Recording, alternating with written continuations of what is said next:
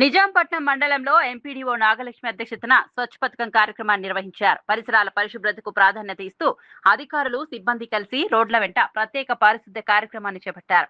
ఈ సందర్భంగా నిజాంపట్నం బాపట్ల ప్రధాన రహదారి ఇరువైపులా పేరుకుపోయిన చెత్తను తొలగించి పరిసరాలను శుభ్రం చేశారు.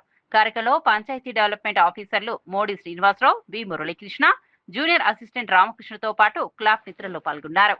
ప్రజలు తమ పరిసరాలను పరిశుభ్రంగా ఉంచేందుకు సహకరించాలని, చెత్తను ఎక్కడ పడితే అక్కడ వేయకుండా నిర్దేశిత ప్రదేశాల్లోనే వేయాలని అధికారులు సూచించారు.